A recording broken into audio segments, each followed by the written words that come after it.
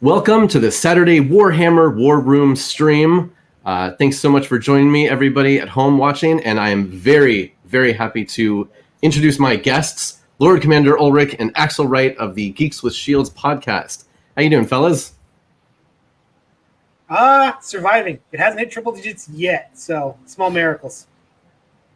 And I'm alive, so it's about the same heat here. I think a little bit more humid, a little bit hotter where I am from Ulric, but I'll try to stay inside. So yeah, humidity definitely affects how hot you feel versus how hot the temperature reads. Because correct me if I'm wrong, Ulric, because I'm in a desert. You're on a coast, so yeah, I've got like 65% humidity right now, and that's mostly because it all got burned away. Yeah. And whereas I don't know what the actual percent is out there, but I'm pretty sure it's pretty low where I am. It's very dry. So yeah, good. It's a dry heat. Yeah. Well, plus there's always something on fire around here. So yeah. We get that too. Somewhere in the Northwest. Yeah. So we're here today to talk about all of the latest Warhammer news and announcements over the past week, as well as talk about just like what we enjoy and what we like to do with all of these games. And then, I've got some interesting conversations lined up for today about some fun things, some maybe controversial a little bit. I know my guests have definitely some opinions on things. Opinions? Me? Nah, never. So let's start out by, I want to hear from you guys. I'd like to ask this question first. What was your first introduction to the universe of Warhammer? Oh. Ulric, you first. My first introduction was playing Dawn of War Soulstorm and having no context to any of it. And it's going, this is a really cool but weird game. I have no idea what the hell this is. And then eventually finding books with the same title going, oh, they made a book series about this game. And then kind of reverse engineering it from there, falling ass backwards into the hobby. Okay. So yeah, that's interesting. So video games first was your introduction. Yeah.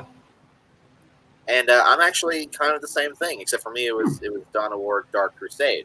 And I was in college, my buddies Nils and Stevie, we were talking about I think RTS games in general. I'm a big fan of Age of Mythology. And they were like, have you played Dawn of War? And I was like, I don't know what Dawn of War is. Now, Ulric had actually mentioned like 40K stuff to me in the past, but it never stuck in my brain. It just wasn't something. So then I started playing this Dawn of War game, and I really enjoyed it. I especially enjoyed the orcs for how funny and goofy they were. And then I started reading into the lore. And this was like 9 years ago. So then there's like a 7-year period where I was aware of the universe. And I did a little bit of lore researching, but I didn't really get into it. And it was only about 2 years ago that I started like really deep diving into it. About a year and a half ago that I got into the actual hobby itself. So okay. So again, so recent. First, yeah. That's cool. Yeah. No, I have a couple of spiels that I go on frequently on wherever people will listen to me. But the one that I really like is because there's so much gatekeeping in this hobby and others. But I always like to say that if you play the video games, if you read the books, if you build and paint models, or if you play the tabletop game, you're in the Warhammer community. It's all good. Well, without getting into that particular Viper's Nest of conversation, it does feel like, and this is someone who's only been like retroactively reading about the community, right? And we've had guests on who've been in the community since like 2nd edition and stuff. And from what I can tell, it has been getting progressively better, like consistently over the last like 7 years. So, that's nice. Yeah, that from my perspective, and I've only been playing Warhammer now for about 5 years. Something like that. I started. So we got around the same time. Yeah, so I think it was I came in during 7th edition. Yep, me too. That edition to learn the game. Yes, very much so. And yeah, when 8th edition came out, I was like, oh, this is going to be so much easier to teach my friends. Yep, that was my reaction. Like, oh, this is so much better. That Yeah. godforsaken shard is gone. Yeah, all the charts. Having to figure out, wait, what kind of weapon is this? How far does it turn on a tank? So what can I see with it? All that stuff. I do kind of miss vehicle facing. A little bit of me misses vehicle facing, but the rest of it, no. Get rid of it. Yes. Cool. Okay. So it's a really interesting that both of you came in through the video game side of things. For me, it was. Oh, sorry. Go ahead. I still love Dawn of War. I still go back and play it every now and then. It makes me really sad that Dawn of War 3 was bad. And was great, but yeah, and I'm not really a video game player, so I don't think I've ever played a Warhammer video game. I played Space Marine for like a minute. So just about Warhammer video games in general, right? Because Games Workshop was going off a plan for a while of breadth. Give the IP to whoever wants it, and you're going to get a lot of bad stuff, but you'll get a few good things, right? And that's how you get like something like Dawn of War. Space Marine, the general consensus among the fan community is it's a mediocre hack and slash, but it's set where you're a Space Marine, so that elevates it, right? Sure. That's going to be what most 40K games are. Like one of my favorite is Inquisitor or Martyr, which is just Diablo 3, but with a Warhammer 40K coding, which is still good stuff. We have Dark Tide coming out this year, which is Left 4 Dead with a 40K coding.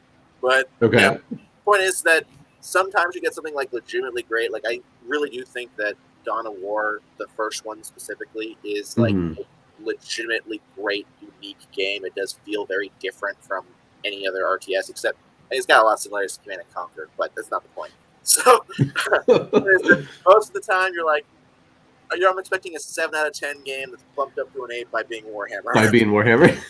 That's interesting. So on my end, I had always sort of known that Warhammer was around because I had played other miniatures games forever. So I would always see this stuff, and I always had the idea like, oh, that game is really complicated. I don't need that. I've played HeroClix forever, and I knew there were several people in my HeroClix group who played Warhammer, but I was like, nah, I'm not really interested in that. And then for a brief shining moment, I ran a miniatures website that was all about like miniatures news from all different companies around the world. And so obviously I covered Games Workshop stuff, and I get shit for this, but it was the announcement of the Centurions models for Space Marines. Yeah. And I was like, I think these are really cool. All right, let me find out more about what this game is. And then I went to my buddies who had been playing forever, and they taught me 7th edition, and I was like, all right, I'll get into this. I love those ugly little buggers. I think they're cool. The rules are good. Sorry, for some reason the way you just described that. So I have a D&D group on Saturdays, and it's great people. We meet all every Saturday, and one of them, because like 3 or 4 of them play Warhammer, that I managed to kind of drag in. Our DM has a big Gene Stealer Colts collection at this point. My buddy Corb is Harlequins and Salamanders. We're trying to push my buddy Austin into picking up Necrons because we have half the Indominus box. So one of them is my friend Conrad, and he's like, I'm not going to pick up Warhammer. It's, I'm not doing it. He's a big D&D guy, and he's like, I don't want to be expensive. And I went, well, I won't push you into it, but just so I know, what is your aesthetic? Like, I like human characters with magic. And I went, have you seen Grey Knights? And I showed him a picture of one, and he just looked at me and went, I might have to get into this. Yep. And that's another thing that I like to talk to people about is when you're introducing the game to people, and somebody has even like the slightest glimmer of maybe I'll get into this, then you get to the most important question is, what is your first army going to be? And I always like to tell people that there are 4 ways of picking your army. Number 1, if you just want to win, when there are some people, and that's why they pick up a new game, is they just want to win. So I say, well, you can chase the meta, you can go find out what the latest tournament winners are, and get that army. Sure, I don't recommend that, but that is an option. I try to be stuck up, but generally speaking, in any medium, if you're getting into something just to win, I feel like you're depriving yourself of something important, you know? Yeah, that's fair. And then I say, if you play a game because you want to be really invested in the characters and the story, then go check out the lore. Go to any of the Warhammer wiki sites and just read about the different factions. Play style. So if you like to play games and you like to go fast and punch things, these armies are going to be better for you than some other ones. And then I always say, yes, there are different ways of playing every army, but some armies are very specific in how they play. If you like melee, I don't suggest going Tau. You can play melee Tau, but it's not going to be ideal. But then I think most people, it's all about the aesthetics of the army. And then Games Workshop makes it really easy. Go to their website, look at all the cool models, and pick something that speaks to you. Exactly. I know that I actually had a big argument once with, well, not argument, but I have this friend, Zach. He plays Necrons currently. But we weren't even talking about Warhammer. We were talking about, I think, Final Fantasy 14. And I was making a comment about, I'm always personally going to choose the character or class or whatever in a game, board game, whatever, that the aesthetic matters to me, even if the gameplay isn't important to me, because I can learn new gameplay, but I'm not going to want to, play something that I'm already good at, but I don't like intrinsically. So I play fighting games, and the same principle holds. Okay. So. Yeah, for sure. In fact, one of my Warhammer friends, he said, what, other than the armies that you already play, which are several, he said, what army would you think about playing? And I was like, oh, that's a really good question. And then I had to kind of break it down and was like, well, this army for the models, this army for the play style, this army for the story, it's like three different answers. So, but I have enough armies. I don't need any more. Yeah. See, right now I'm really fighting with myself about starting an AOS army because I like those trees. The Sylvanet models are so cool, but I'm like, I gotta paint. I need to do some painting. Oh, painting! I've heard of painting. That's a thing that happens sometimes, right?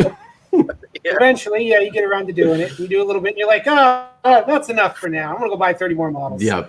Okay, we have a volunteer. Patty is gonna play melee Tau. Here we go. I'll try to steer. I'll try to steer you in the right direction.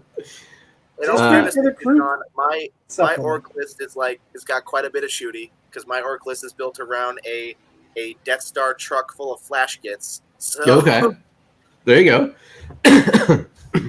So I assume you're excited about the upcoming Orc Codex.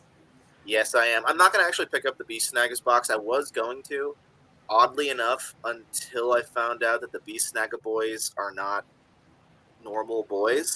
Sure. You might think, I can see someone being like, isn't that a good thing? Like, okay, but I have 40 boys right now, and I want 60 for my collection to be complete. Quote unquote, no such thing.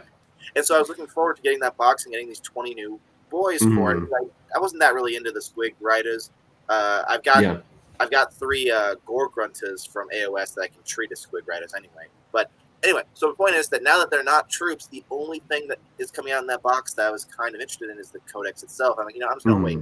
I'll wait. Yeah, it'll be out soon enough. Yeah. Plus, now we got new actual Orc boys coming out, and that I'll get whatever they come in. So. Yeah. But it'll be interesting to see where and how those are going to be released, because that one that we've seen, that looks awfully monopose. So does that mean it's going to be coming kind of in a big box of something? It does make me sad because, generally speaking, I'm very more I guess what we call it, polypose. Yeah. I'm generally more into that, but I get why there's this move towards a lot of monopose kind of things, and you can work within a monopose kind of situation, but sure, yeah. I think what we've seen is the first run of the boxes are monopose because those are easy to get out, they're easy push assembles, and then they get just like, all right, sure, you got all those, but don't you want all these options? And then they say, what about the other boxes? I mean, that was the Blade Guard Veterans kits. Like, sure, you got them, in your big Indominus set, but don't you need like 12 more? Because look at all these options. Look, this one, he's got a little bit of cloth. Oh, this one, with his shield on his back and has a gun. Yeah. Oh, come on, they're only $60. I think it's interesting what decisions they make for like where to put certain models. For instance, my girlfriend collects Slanesh demons. Oh, and, okay. And they want fiends. And the one time we saw fiends in the store, we were like, all right, we don't have the money for this right now, so we'll come back and get it later. And then the next week, they were gone. They're gone. Everywhere. Like, the store had them. They're not available online.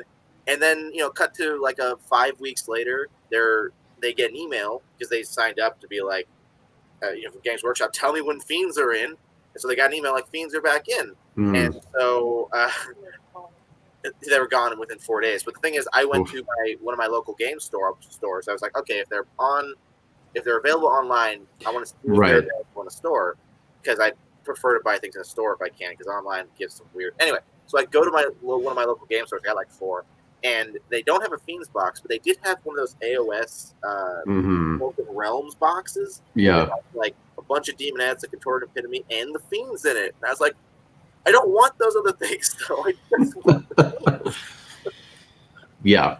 Yeah, they're very smart at including models you really want in something else that has a bunch of stuff that you don't want.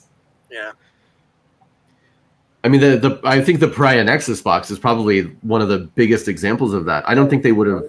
Right? They're like not available anywhere. I haven't looked into that, but well, finally now the Assault Intercessors are out, and the that new captain. But yeah, it was like everybody had been waiting for these models, and then you have to buy a $150 box with a bunch of Necron stuff you don't want, and just terrain bits that not even full terrain, just like scatter terrain. Not even good terrain. Yeah. No.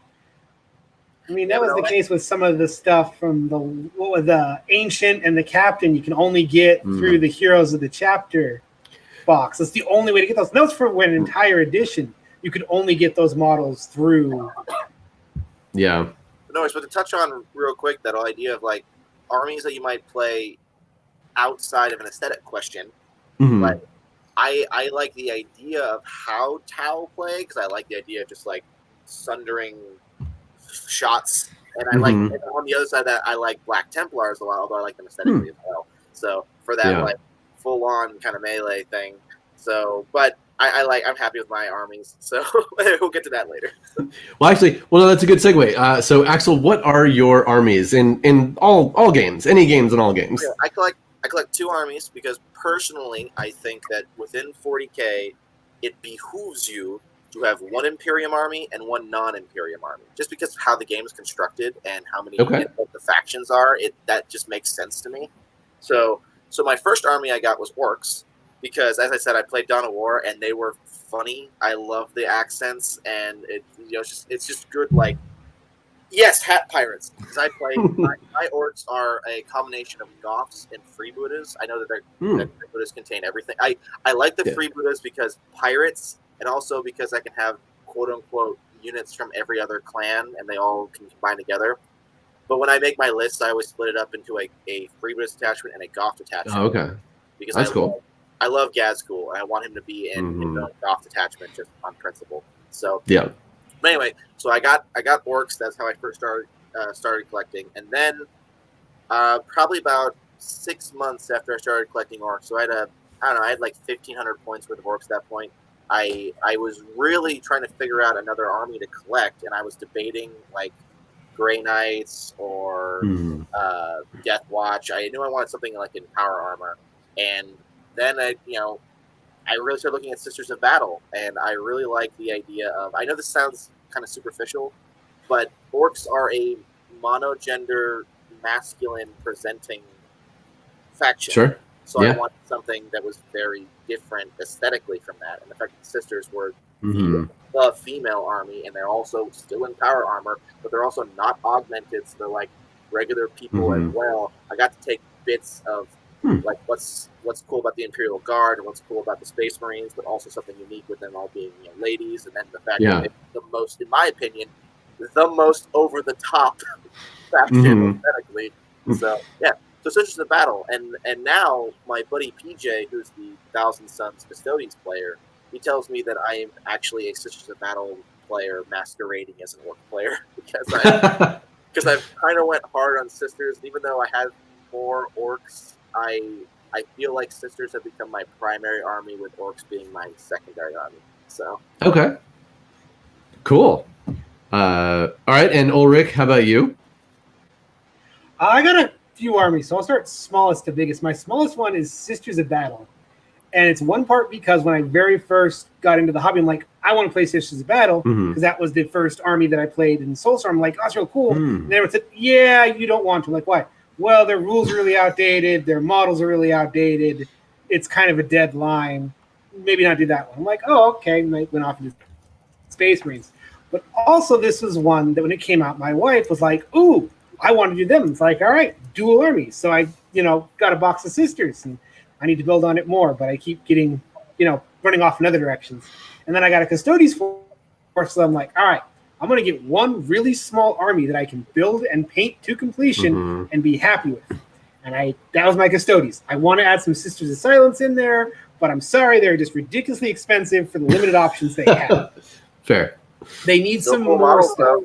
The models are really cool, but they need something else in there to really, goose me the rest of the way. And then there's my Ultramarines, which what inspired me is the books that I got into is I read the Graham McNeil's Euro Adventures Chronicles series, and I'm like, oh wow, these guys are cool. I love these guys. And then I found out everyone dunks on the Ultramarines, like, oh fuck you guys, I don't give a shit. These guys are awesome. And then I saw this picture. It was an old Games Workshop one where they built the entire Ultramarines chapter. I'm like, oh, I'm going to do that. And I am like 500 Marines into that project of building it to Codex strength. Wow. Because I'm a madman. I've seen a picture of Ulric's full collection, and it's impressive. So that's awesome. I dream of one day having painted things. Everybody who watches me, everybody in chat, they always make fun of me for painting because I don't do it very much. I'm not bad at it. I need to have a set amount of time, and I need to have the mind space to do it. It just takes me a lot to get into painting. No, I'm totally there too. I mean, so if I did this calculation a bit ago, built, I have probably like 120 models, I think, if I were to take maybe a little bit more than that, but and I've got 12 of them painted. Okay. So I've got a bunch spray painted, but I just haven't got around to the actual painting yet. And I've got a bunch of boxes I haven't built yet because I just had a pre-order come in with like Morbid Ball and the Paragon War Suits and the Celestian Sacrosanct. Okay. Yeah. I've got 2 boxes of basic Sisters I haven't constructed yet. Like, I don't even have time right now because of work and house and mom and care of her and stuff. I haven't had time to sit down and do. Also, if I'm being perfectly honest, I just got the Mass Effect Legendary Edition, and I'm kind of into that right now. Sure. The point is that I just haven't had time, and that's why I'm going to buy the new Pork Boys that come out. I'm going to buy the War Boss and Mega Armor because I've literally been waiting for a model like that since I got into the hobby. So and I'll probably buy like 2 more Sisters things, I'll get an Exorcist and maybe like another like a Zephyr squad. And once I get those 4 things, my buying is on hiatus until I get. I know it's funny because I say that, and I know some people say like, sure. So yeah. But as far as my plan is, it's to pause buying entirely until I get some decent painting jobs done. So. All right, I love the difference we have between you and I. You have a plan. Me, I'll get in the spurs like, oh, I got the plastic itch. I need to go out and buy some models. Don't care what, just gonna buy whatever looks cool. Paint it. I'll get to that later. I'm just gonna build shit. And ironically, it's kind of fun with her. My daughter loves sitting here and building the models with me, so I've got a great excuse. I can take her like, oh, hey, honey, what should we build? Oh, Land Raider? Okay, well, Daddy only has 6 of those. I really do need 10. Let's buy one more. Well, it helps that some of my friends that I actually play with, which are in a town about 6 hours away from me, so I only get to visit them once every couple months, but they're starting a crusade. But nice. They're also saying very definitively, you can't play with unpainted models. So they want to motivate everyone to. Sure. Yeah. So, Yeah. So I gotta get on that. Yeah, and again, like if I know I have, you know, a small window of time that I can somehow get away from family and everything else that I can devote to hobbying, it's like if I want to paint, I got to get out all my stuff. I got to prepare everything, do a little bit of painting, but then I got all this cleanup I know I have to do. You know, I got to take care of your brushes and all that. Or I could just like grab a couple of, you know, pieces of plastic and build a couple models. Like that seems so much a better use of my time. So yeah, I have is a lot more easy to pick up and put down. I definitely I feel like with painting, like if I sit down to paint, I need to sit down and at least get like a base coat on 5 models to feel like I made good use of the whole thing. You know? Yeah, and then I also I disincentivize myself because I'll get back to that in a second. So my armies, for those of you who don't know, I started out with vanilla Space Marines. I always wanted to do my own chapter. So for a while I was thinking like it was going to be, for a while it was going to be a successor chapter to the Imperial Fists, because this was back in 7th edition when successor chapters could run characters from their parent chapter. If I may, real quick then, since I mentioned since you're talking about chapter sub-factions, my sisters are all even chalice. Okay. So anyway, just adding that in. Sorry. Yeah. No, that's good. Because like I love Terminators. I love hammer wielding Terminators. I think they're super cool. So obviously I liked Lysander, one of the captains in the Imperial Fists, and I would run like my own, you know, I did a very basic conversion to make my own Lysander. But I never did any painting, and then come 8th edition and now 9th edition, and you can't run characters from the parent chapter in your successor chapters anymore. So I'm like, well, I'm not really tied to Imperial Fist then anymore, and I can go and do whatever I want. So I know what I want. I know generally what I want my army to look like, but I haven't decided on all the rules. I don't play very much, at least with that army. I think I'm leaning toward being a successor chapter to White Scars, because they've got tons of fun stuff. But coming back to the paint. Okay, we talked about painting, but what color pattern for a successor chapter to White Scars? Okay. Nothing even remotely like White Scars. Okay, so I know that the community dreads painting White Scars. Yeah, so no, there's a reason all my apothecaries are blue with white, shoulder pads. Yeah. So my favorite color is pink. So I do everything that I do ends up being pink in some way or another.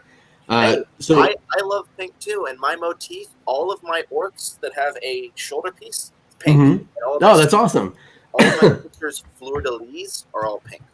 That's super rad. So my other army is Emperor's Children, so there's plenty of pink over there. So for my Space Marines, I want a pink Space Marines army, and pink Space Marine. And I've gone through and I've tried every Games Workshop pink paint, and they're all awful. They're all like way too pale for me. So what I've done, I like Emperor's Children pink a lot. I played around with like pink horror and fulgrim pink, but Emperor's Children is the only one that really kind of looks right to me. But yeah. So what I've discovered are pigments. So this is powder that you need to mix with a medium and turn into paint, and that's what I've been experimenting with for a while now.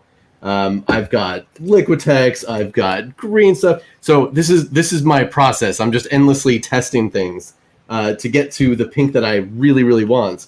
But the latest test, the most recent test, which is already a little while ago, was this. Ooh. And that's pretty pink. Nice. He looks like he's out of the 90s. Yeah. Like he's a Mountain Dew mascot. Yeah. So I mean that like in the positive, because that's really vibrant, bright colors. I love that.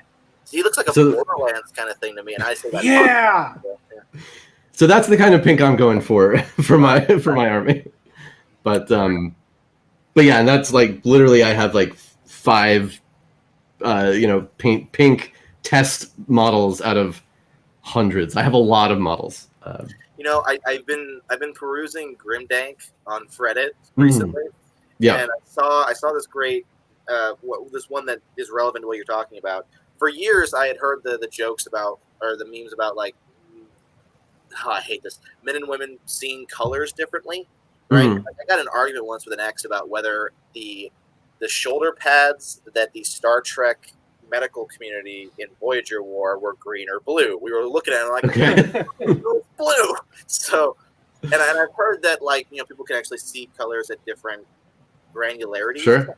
Yeah. So I saw this meme. It was, man and a woman, and it's like me and my wife in a store looking at colors, and a woman seeing like Oh. blue, orange, yellow, and the man seeing like all the Citadel. All the those are great. Yeah, I've seen variations on that meme. Another one that I like is like every other hobbyist, and it's like a handful of Citadel colors, but then it's the historical modelers, and it's a billion shades of gray for all the different grays that have been used in every military over history. Yeah. Anyway, so Space Marine Successor Chapter pink. What else? Yes. Emperor's Children. Emperor's Children. That's both. Right. Yep, we had you on the episode. We talked about that. Yeah, and I also I have the start to a 30K Emperor's Children army as well. We just finished over at our channel reading Fulgrim by Graham McNeil. Ooh, So that's yeah. the big Emperor's Children book, Mhm. and there's some good stuff there at 30K Emperor's Children. Anyway. Yep. Yeah, it's really interesting. Yeah, I've read pretty much the entire Horus Heresy series. I've only skipped a couple of books. I am still very new to it. Fulgrim literally is the 5th one I've read. Oh, nice. Well, you have a lot to look forward to. Yep. That's why we do our book club over there. That's super cool. Yeah. I will say that, like, even though I don't collect Emperor's Children or Slanesh or anything like that, I personally feel like just for the benefit of the game as a whole, Emperor's Children need to be the next release in general. Like, you've got one model with Noise Marines, you've got Primarch in the lore, like, they need big full release, more so than the World Eaters. And I like the World Eaters Angron, and it's really cool, but at least they've got corners. They're old models, I know, but at least they have models. Emperor's Children need to be the next release, just for everyone. Games Workshop, are you listening? Yes, please.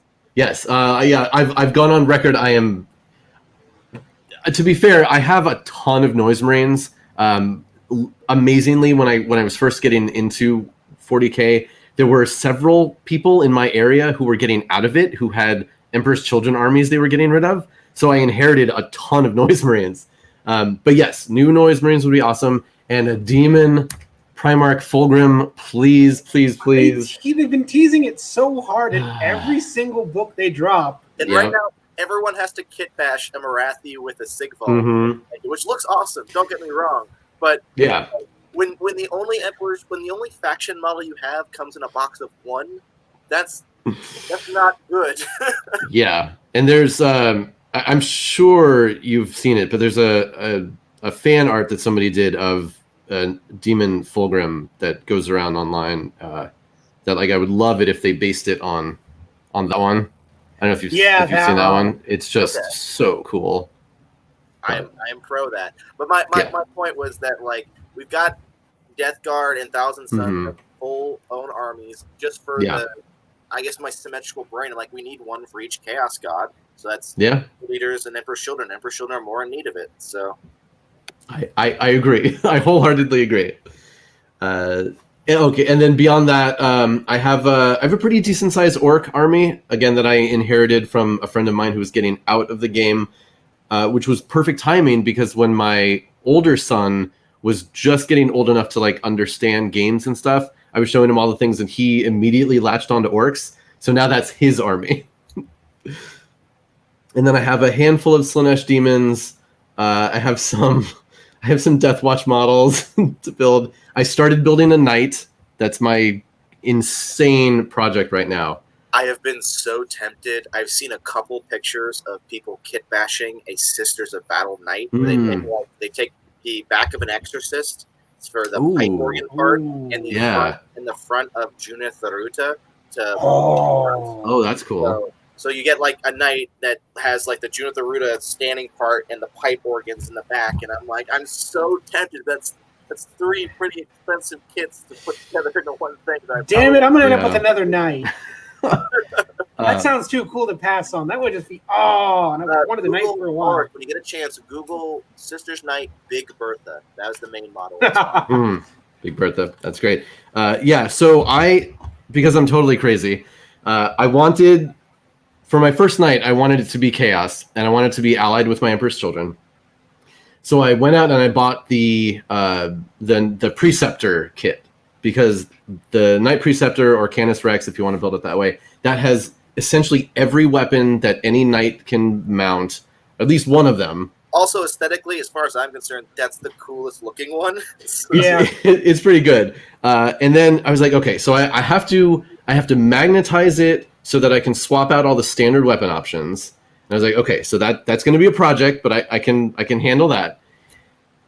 But no, then I had to go even further and be like, well, if I want to like really theme this into my Emperor's Children, and I want to make this a Sonic Knight and have like Sonic style weapons. It's like, okay, so what is that going to entail? Or something like that.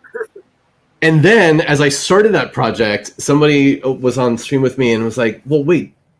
Oh, when I was talking about how, okay, so knights can be individual, they can be part of knight houses. And then she said, oh, knight houses. So if you did an entire house of knights, each one could be like a different instrument in a band. And I was like, God damn it. So you got a knight band? Well, I will one day. So this first night, this is it's going to be the speaker night. So this is like the speaker system. So far, I have a lot in the works, but I have like a speaker over the front shield part, which will be cool, especially once it's painted. Again, everything is magnetized, but I'm making like a speaker system for the missile pod launcher. I have so many magnets in this damn thing. I can't even like put it all together yet, but I'm very close. But what I found, my son also loves to take apart electronics. And that's where I got a lot of these like little junky pieces. But I have these actual speakers. They're not functional anymore, but I'm magnetizing them to the weapon arms so they could have speaker arms. So yeah, it's a massive ongoing project that maybe one day I'll finish. Who knows? Here's a question: Do you have any unpainted Noise Marines? I don't think so. I think all the ones I have are actually painted. Yeah. My idea went right to whatever you get to, wherever the knight has the guitar. You gotta Mad Max Fury Road do warrior it and get. Yeah. Yeah, and I already have I mean, it's not complete, but I have a Demon Prince that I've worked on customizing, and I found a really cool guitar from another toy that like fits pretty well in his hands. It's like, that works. Nice. Yeah, so those are all of my armies, at least that I have mostly, and then I have a small but functional Caradron Overlords army for Age of Sigmar. I guess I should add that it's not my army; it's my girlfriend's army. But since I control it, the Demons of Slanesh is like about 1,000 points worth of demons, including a keeper. That is a cool model. So yep. Yeah, I have an old one that's like this big. Yep, so do I. No, that was Slagathor. She got into that Slanesh like back when everyone thought I was going to die, and I said, "You sure you want that model?" And she's like, "Yeah, it's ugly, and I love it." I don't know if you've seen somebody in one of the Warhammer groups. I don't know if it was a he or she. So they bought a secondhand old unbuilt Keeper of Secrets model from somebody, and it came with an unreleased head that like really, and like somebody had to go and do all this research to find pictures of it as evidence, and like there was another head that was designed for that kit that had like a flatter muzzle and then more horns and like a bunch of earrings. It's wild. And it was like this piece of Warhammer history just appeared. That's really crazy. Cool. Yeah, that's crazy. I don't have it with me, so I can't show it. But the model that I'm most proud of is I kit bashed my own Inquisitor, and to do it, I had to use 6 different kits. So because the base was Neve Black Talon in Age of Sigmar. Oh, okay. And then I had like a head that's a hooded head from one of my sister's units, a pistol that's from my Seraphim squad, a arm that is from a Tempestus Scion with Wow. a big sword going on, and it's really cool because she's the size of a Space Marine then, because she's Sure. Stormcast Yeah. Eternal. And I shared the picture on our Discord channel, and Ulric's like, "Why is she so big?" And I went, "She's." Yeah, I told this story, and he just went, "I guess she eats her Wheaties." So, Because she's an inquisitor, and that's what she wants to be. That's all. That's all they need. exactly. Anyway, I'm not sure what the not to. I have a bad habit, or maybe a good habit. I don't know, of being like, "Hey, here's how much time we've been doing. Here's how much time we might have left. I want to make sure we get to all the things you talked about." So Sure. That's all. So- That's fair. yeah. So you But- mentioned earlier we were talking about some news, I guess. Yes. Yeah. Let's see. Let's add this. Real quick, do you guys play any other miniatures related games? I fell hard into Star Wars Legion during this whole downtime pandemic because I'd played a couple of times with some buddies pre-pandemic. Like, oh, this is a really fun, fast-paced game. And then then I just found like, oh, this will be fun to paint. It's like, wow, this is a real fun, fast-paced game, and it's affordable in terms of model count. And then I keep hearing the sirens call of historical wargaming, but it's like, no, I have too many hobbies to dive into that one. Sure. But someday I know I'm going to fall in. I just have to pick a time period. Okay. And as for me, no, it's just 40K and probably eventually an AOS army, but only so. I don't like collecting things in general. I kind of am a Spartan kind of person. I don't like stuff. I don't like things. Like what you see in the background isn't mine. That's my girlfriend's doll collection. So, Okay. but like, I don't like things around me. I don't like things on my wall. I don't like a lot of stuff. Like right now, one of my big headaches is making sure I build the right boxes so I can store all my stuff. Like Warhammer is the exception, where like okay, I'll collect this, but even that is like the point is it's an exception to my normal mode of operation. So Interesting. It's unlikely that I'd get into any other thing where I have to like cost aside. It's just unlikely thing where I have to have a lot of stuff to keep track. Okay. of. So Interesting. So up until this point, it seemed like we would probably be pretty good friends, but I don't know. I am the king of stuff. I don't know if you can see behind me. I have no problem going to someone else's house and checking out. Okay. All right. I just don't want stuff in my room. So my life is stuff. That's great. I would be all for you showing me your stuff as long as Okay. it's your stuff. So, All right. Fair enough. Okay, so let me bring this up. So yeah, every week, Games Workshop just does like a summary of all the new stuff that they're going to be doing, and this was the article that came out last weekend for all of the stuff that was happening this week. Obviously, the big news is Age of Sigmar has a new edition. Have you guys looked into this much about what the new version is like? I've seen people talking about it, but I got out of AOS last edition, namely because I just didn't have the time for 40K and Age of Sigmar. Sure. But I've been hearing the scuttlebutt around it, and some people really seem to love it. Others seem to really hate it. The tournament players seem to hate it. So I take that as a win. Sure. So first of all, I remember when 9th edition, came out for 40K and how there were, that same kind of, some people love it, some people hate it. I remember a lot of people thinking that like Horde lists would be dead because of Blast, and then Orc lists started winning at events and stuff, and they're like, oh well, that didn't turn out to be correct. And so I think that from what I can tell, I've read a couple articles on the new AOS edition, and most of them seem to be moderate to positive from what I can tell. But again, that's a small sample size. And people who have complaints, I imagine, again, I think it's too early really to say. I think we need to see how things, shake out. So. Yeah, and like Ulric was saying, tournament players hate new editions just because it just means time that they have to adapt to a new thing. They definitely fear change. Yes. Tournament players, those tend to be more of what you described earlier, where they're win chasers. But that's because some of these people I'm not saying this is a negative thing. This is just an observation.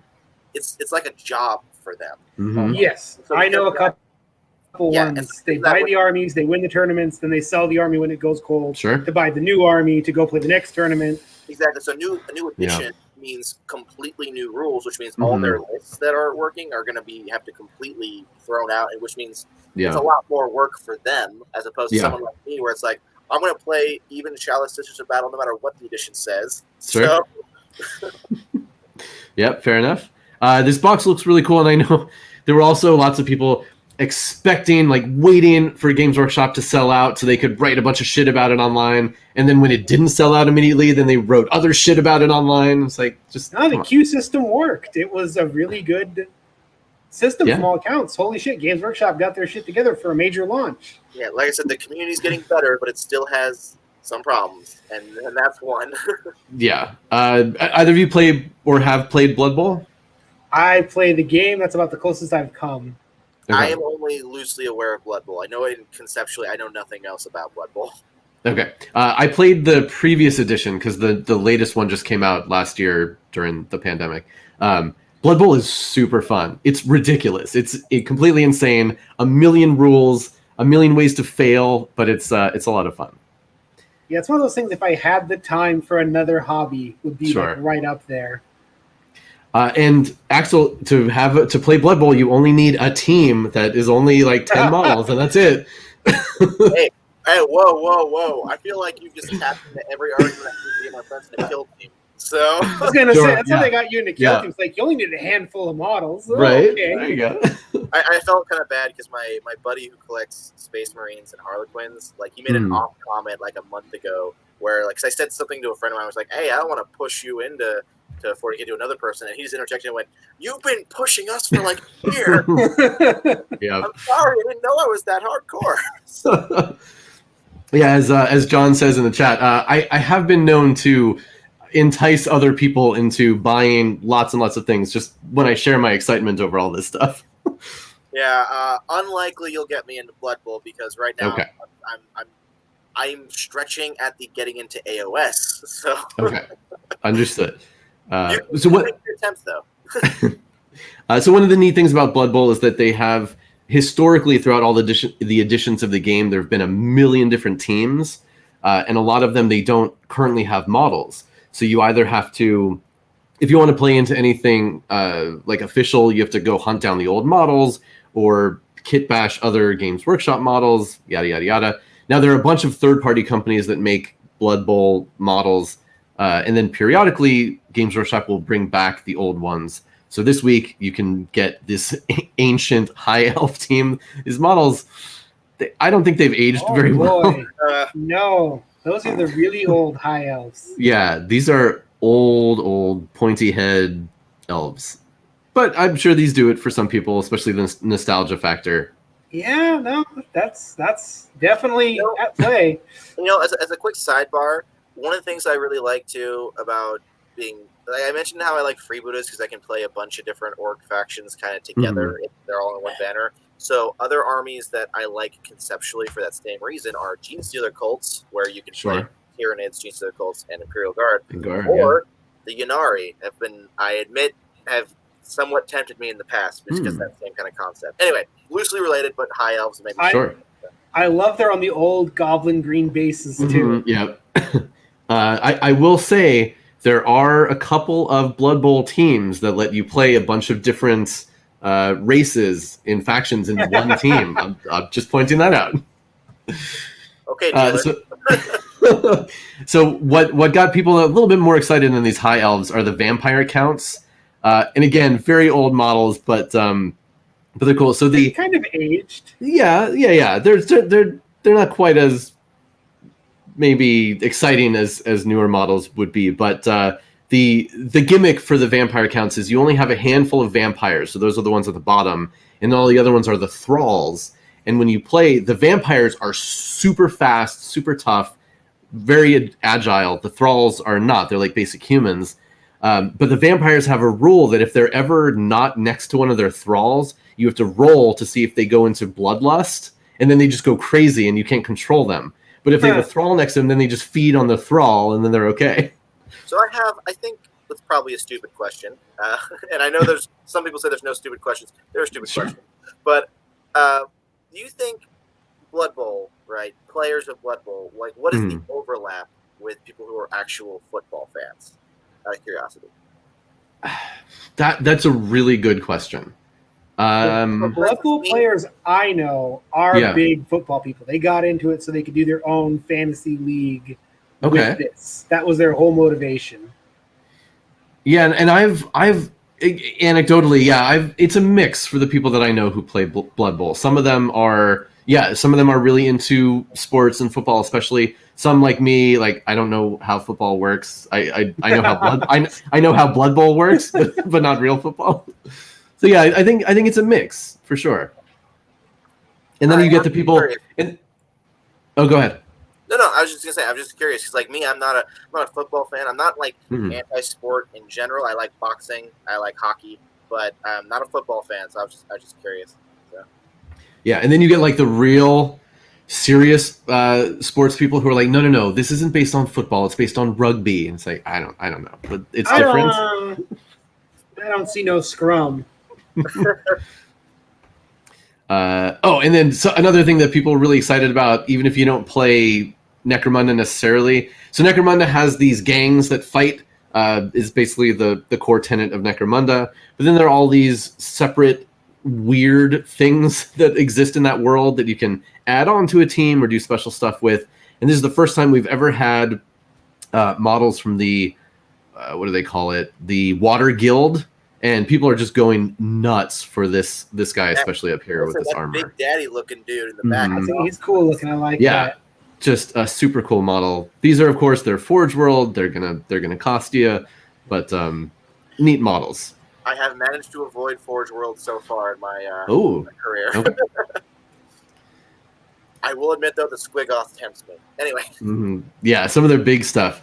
Speaking of Age of Sigmar, so if you are interested in the new edition, the Games Workshop did put out a bunch of videos, so you can just watch those and learn how to play. I don't know who, because I did say that like the Sylvaneth are the most interesting to me, but I did see the new Stormcast Eternals, particularly that winged girl, and I'm like, that's tempting. She's getting converted into a living saint. I've been told I have to buy 2.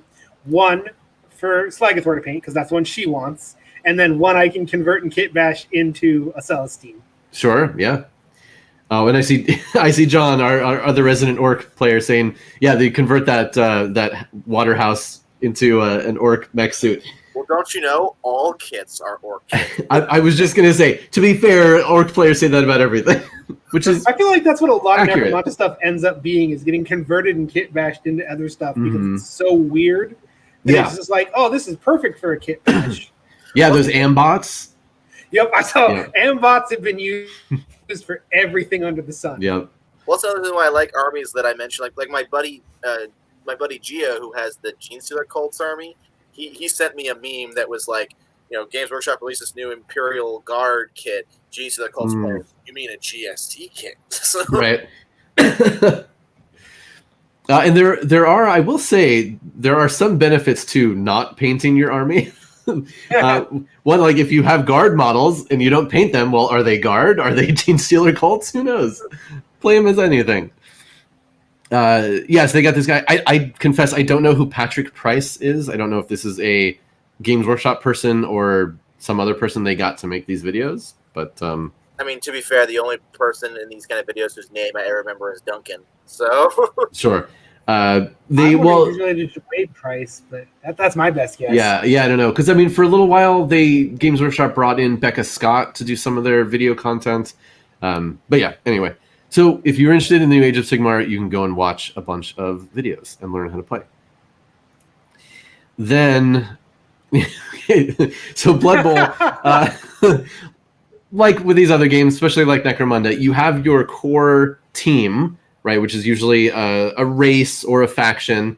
And then there are what are called star players that you can pay to add to your team that have a bunch of skills and a bunch of cool stuff. A champion or a hero or something. Exactly, yeah. And typically, if you're playing in like a league, you'll need to win a few games before you have enough gold to be able to purchase the star player. It's a whole thing. So this latest one, it's a dude with a chainsaw. I don't really know what else to say about this guy. Symbol, though. Yeah. It's awesome. they didn't even bother. Like, there's nothing about this model that has any like sports things on it whatsoever.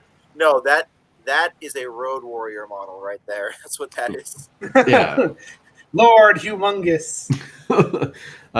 So yeah, there's a lot about Blood Bowl has to do with cheating. There are lots of rules for cheating within the game, and typically extra weapons like chainsaws and grenades and stuff fall under the cheating category. So I assume this guy has some fun cheating rules. And cheating is allowed until you get caught, and then bad things happen. I admit I'm just a sucker for the fact that he's doing yeah. I mean, unfortunately, he's got the corn logo on there, but yeah. Otherwise, you could maybe turn this guy into like a champion for a Noise Marines thing. You could shave file that off, yeah, for sure. Middle Earth is something that I don't talk about a lot. I have a couple of models from this line, but I've never played the game. But Games Workshop does have a pretty expansive Tolkien game, both Lord of the Rings and Hobbit. A lot of models that are based on movie characters, movie looks specifically. Again, something that I've never played. I hear it's fun. I don't know if either of you. I came real close with the Pelennor Field expansion because I had a buddy who had just a huge army. He's like, I've been waiting for someone to play this with me for like 5 years, but no one did. So, and we just never got together. And I'm kind of thankful because otherwise I'd have a huge Lord of the Rings army to go with all my other stuff. Sure. I wonder if I don't know too much about this line, but it makes me wonder if that had something to do with the Cruel Boys and Age of Sigmar. So how they look. But anyway. Interesting, yeah. And there are models in this line that have been coming out for a long time, and what they'll do and what this article is about is they'll periodically they'll retire a bunch of models, they'll bring back a bunch of models. The range will only have certain things available at any given time. So they always warn, okay, watch out, Tolkien fans, you're not going to be able to buy these for maybe a few years until they come back again. So the ones that are leaving are these Barrel Boys, one of the many Bilbo models that they have. Woses, I confess I don't know what the Woses are. I thought that was a Dr. Seuss thing. I don't know what that is. I don't know. I'm not a Tolkien. Yeah, I'm not a Tolkien expert. And then some more hobbits, some weird looking guys. But what they're bringing back, we got a bunch of elves, more elves, so many elves. Again, one of many Gandalf models that they have. This is kind of cool. Thrain, the Broken. So Thrain was Thorin's dad. Okay. And he goes crazy. So this model you can actually play with the good guys or with the bad guys because he's crazy. Oh, and there's my cat. Yeah, so some really amazing models in this line. Solkatu, yeah, you heard me mention Tolkien. Solkatu, if you're interested in a miniatures game, there is an entire Lord of the Rings and Hobbit game out there. I will admit, the second I saw those spiders, my mind went right to the crab model that came out a while ago. It was really funny. My buddy PJ flooded, Wretched is what he goes by. He flooded our Discord a bit with crab memes, and Ulric was like, I don't understand the crab. I don't get why everyone was like, oh my god, a crab. Like, yeah, it's a crab, guy. I don't get the joke. The joke is it's a crab. Like, it's a crab. That's not a joke. That's a statement of what. This is the statement. Statements are not jokes. No, it's like imagine if all the Avengers were standing next to each other, and suddenly there was just a crab next to them. Like, that's the joke. So. I don't want to. Yeah, we definitely on this show we talked about the crab and looked at some of those memes. It's a crab. What do you want? It's cool. Yeah, so if you are one of those people who is interested in this Lord of the Rings and Hobbit stuff, take a look at the models that are leaving and the models that are coming back. So we saw the Waterhouse models for Necromunda. The next one, oh boy! So these guys are they've released a new That guy's head's on fire. Yeah. I gotta step away for 1 second, guys. Okay, yeah, no problem. So they've released a new gang, the Redemptionists, new models for this gang, and they are all about fire. You can see a little bit here. They're all about fire and flamethrowers and chainsaws. So now there's a separate character you can get, and it's this guy. And I mean, I couldn't, if I had that, I couldn't resist painting up his face like a clown and making Sweet Tooth with that head. Sure. Yeah. He's got the face, but he's got the little beard sticking through it, and the flames, and the chainsaw. There's a lot. It's a good chainsaw sword. So. Yeah, and then of course and then the books, which I don't know that I'd want to be reading books with all this fire happening, but so be it. I feel like I could turn that into a good preacher model for. For sure. Yeah. Now that makes me want to get some of these guys and do them up as a insane clown posse. Juggalos. Oh my god, that would be amazing. Juggalo. Okay. A thought for another day. Ooh, would there be a rule that you can't use magnets on them because they don't understand magnets? How do they work? Anyway, right. I've seen people on Grimdank refer to that model that you're looking at as probably the most 40K thing they've ever seen. Like, I don't know if I agree with that, but I get where the idea is coming from, because that is it's a crazy looking model. It's horrific. You've got this extending thing with his neck. Not only is he like slaved to his own book in front of him, but he's got a book stand on his back with the little arm to move the pages. Yeah, this is just gross. That's pretty body horror-y right there. And interestingly, it doesn't. It makes it look like his head's coming out like a chest, and it just. Yeah, because of the pose, and it doesn't say. I don't know if this is like an existing character, or if they've talked about him before, but it just says it refers to this one as a sidekick, a dedicated follower, and a personal bodyguard. But it doesn't say whether or not it's a servitor. So, like, is this an actual? Because for those of you who don't know, in 40K, criminals are turned into servitors.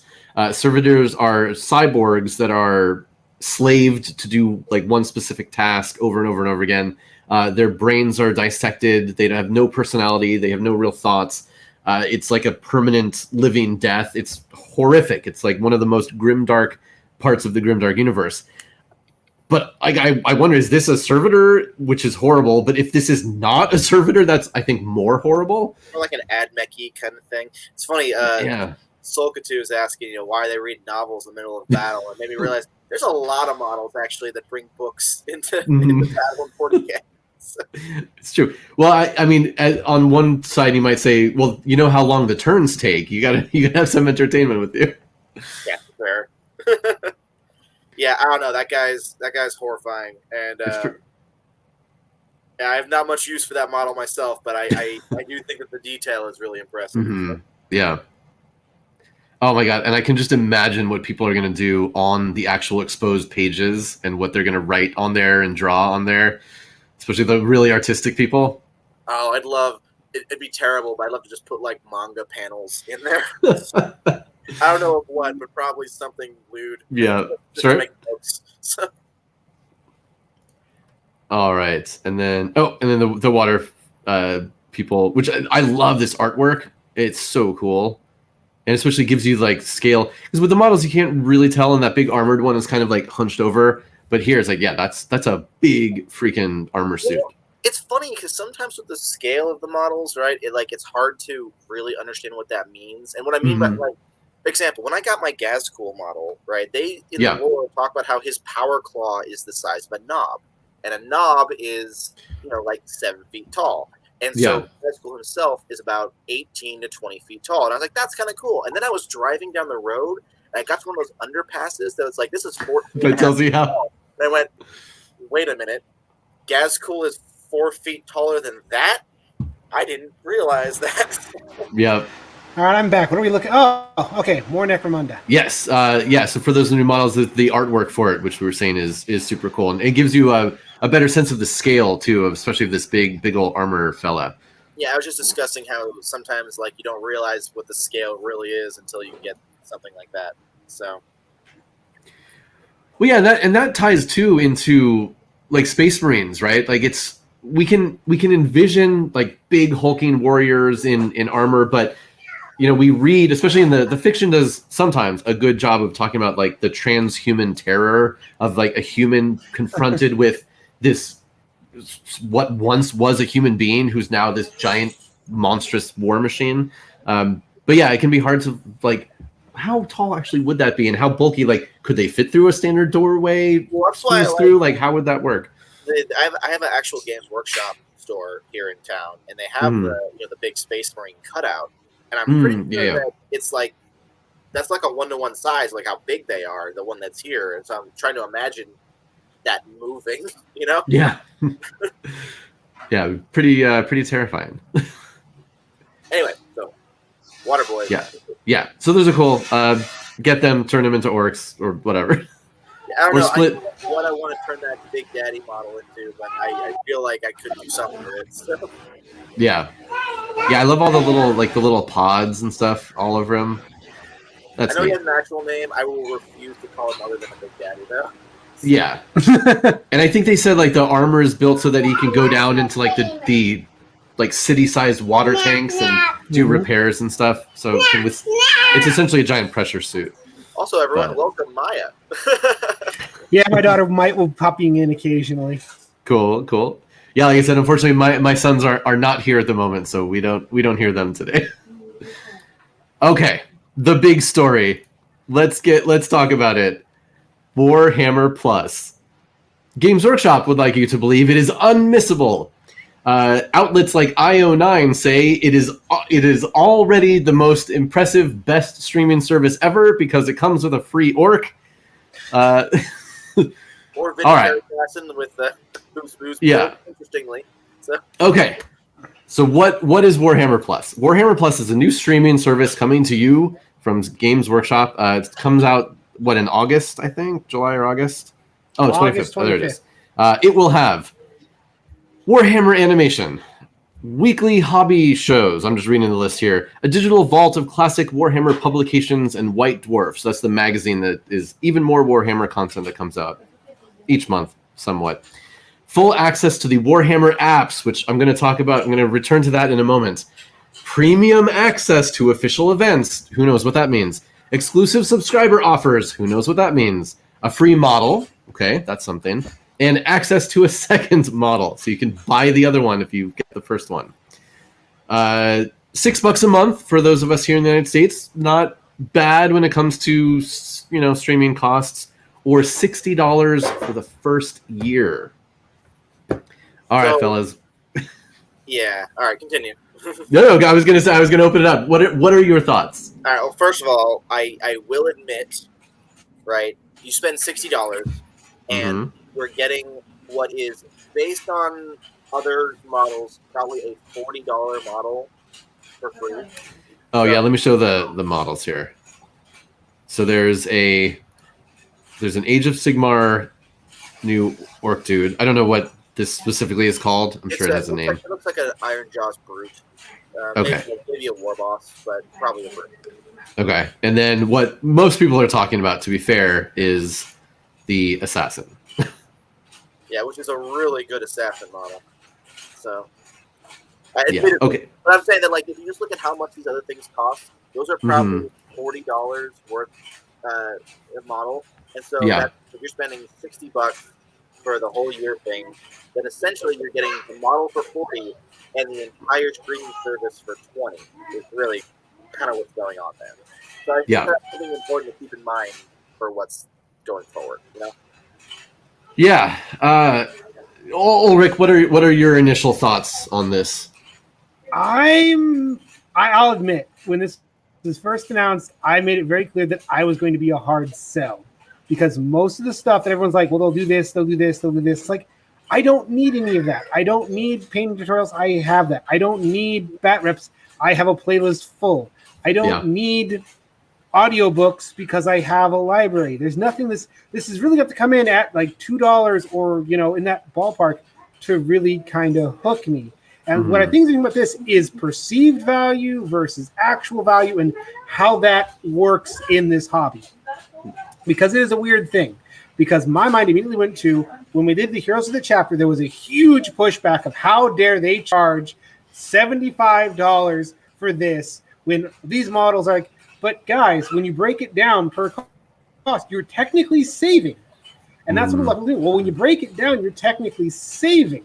Yeah. And that's true. But how I look at this is, as a streaming service, is this a valuable streaming service with like the animations that we don't really know how long they're going to be or how much they're going to come out? And then the other stuff is all kind of extra. And yes, the models are cool. Yeah. And I like that assassin, but where the hell are you going to put it on the tabletop with any amount of terrain that it's not going to get stuck? Sure. Yeah, that's fair. So it's ahead, not for me. I'm really not seeing anything that's like, ooh, I need this. I mean, yes, it's a good hobby value, but I don't think it's a good streaming value, which is a weird differential I don't see people making. Like, this is Disney Plus level pricing, and this is not Disney. You're not getting Disney Plus levels of content available to you. No, but I would say it's important that to also recognize, compared to something like HBO Max, it's a lot better. So, like, HBO Max's initial, well, I mean, HBO Max is better now. But when you think about when that thing first launched, it had like no content. Yeah, and we all mocked and ridiculed them. Yeah. I'm saying that, like, we have something that I wouldn't say that Warhammer Plus looks like all right, if we're just looking at it just from a streaming service, right? Just a streaming service. I still think it's like a C. Like, you get a passing grade, but very and for me personally, I'm like broke kind of right now, so I wouldn't plan on getting it no matter how good it was. Like, I'm the type of person who like wait until more things have built up and maybe do a month so I can binge a bunch of stuff. Sure. Yeah. So that I feel like I'm a kind of a neutral observer because I wasn't going to get it anyway, no matter what, just because I have other situations going on. So looking at it from that perspective, we've got a pretty good list of what looks like original animations. Now, I don't know enough about them really to say, but for a launch, I think that's a pretty good thing. And it's going to really come down to how often these animations coming out, how long are they, how long do they last, what is the cycle for original content. And because of that, it's far too early to say. And if we're looking at a $10 a month kind of thing, not counting the value of like the model and stuff and all this other stuff that is, as you pointed out, available for free in other places. I mean, they themselves, Games Workshop has said, like, hey, we're gonna put advanced painting here, but the basic stuff's still gonna be available on our YouTube channel. So yeah, in that estimation, it does seem overpriced. Plus, your base of fans is spending a lot of money on your models monthly anyway. And I've seen Games Workshops like released sales numbers for the last 5 years, and they might put on like Doom things, but they've had increasing profits like consistently. So it does feel a little disingenuous, Yeah, and a lot of people talk about the model. You aren't getting the model this year. You're not getting the model till next year, only if you have been subscribed for the full year. So I feel very balanced on it. Like, there are things about it that make me mad. I do think it's overpriced. I think it probably should be $2 to $3 cheaper a month, just based on what their launch title is. But I think that for a launch service, it looks like we've got a lot of promising things. I admit I'm super psyched for Angels of Death and Hammer and Bolter. So, I will say this, though. I think they would have made a much better marketing scheme if they just put the animations out on the community page or made it anything that drives people to the community page, because that is free advertising. That is, hey, look at this awesome animation from this thing I like. Don't you want to buy the models? Instead of, hey, come over to my house. Let me sign into my app. Things. Okay, let's boot up this. You can't share it. That is, I think, the biggest strength of our starters. We were all able to share it with everyone who didn't know 40K, or even the big cinematic trailer for 9th edition. Like, hey, check this out. I know a lot of people are like, holy shit, that's what 40K is? Like, yes, okay. Yeah, for sure. You don't have that with this. Well, there's another thing about this, too. The two models, right, are really cool, but the Vindicare Assassin, right, is all right. You better be collecting the Imperium army, which admittedly is half the armies, but still. Mhm. And then the Orc is much more. You better be collecting Iron Jaws, typically based on its armor. Yeah. So I know that like my local Games Workshop does a thing where like the first Saturday of every month they'll give you a free mini. Like I got just a Sister of Battle, like, but still that's a cool thing.